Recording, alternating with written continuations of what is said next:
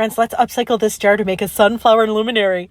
Hey everybody, it's Colette with Blessings Craft Therapy, if you didn't know. And if you did, thank you so much for coming back.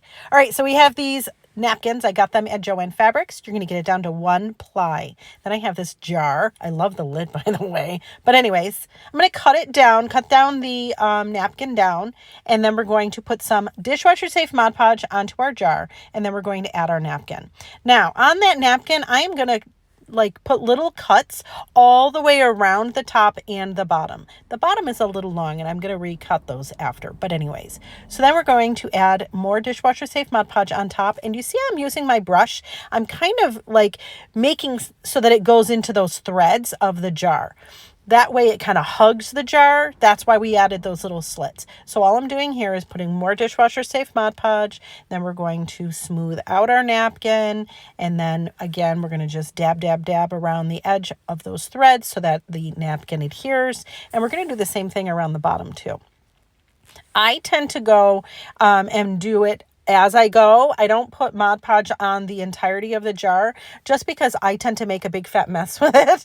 But if you can do it, do it. To the glory of God, you do it. I make a mess every time. And I never cut my napkin right. I'm always having to trim it again, like I'm doing here. That's okay.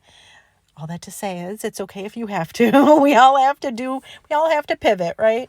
So here we are at the end of the, I've gotten it all on the jar and I'm just smoothing it out, and I'm making sure to put another layer of my dishwasher safe Mod. I'm using dishwasher safe Mod Podge only because if I want the ability to use this as like a vase for flowers, my children they're so sweet. They always pick cute little flowers from our yard, and I always am struggling to find a vase for it. So that's why I'm using dishwasher safe Mod Podge. And you'll see here how I'm doing the bottom. I'm not being super careful with it being perfect because, as you know, I like the vintage distressed kind of vibe.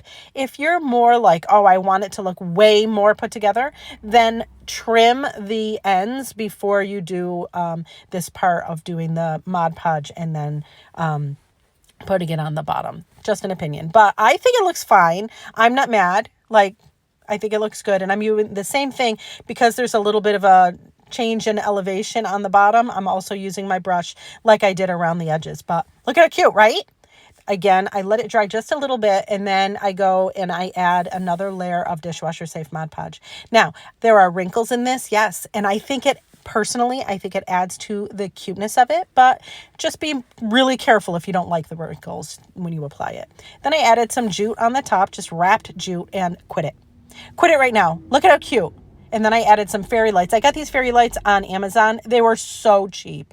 I love them, and quit it. Look at how pretty that is.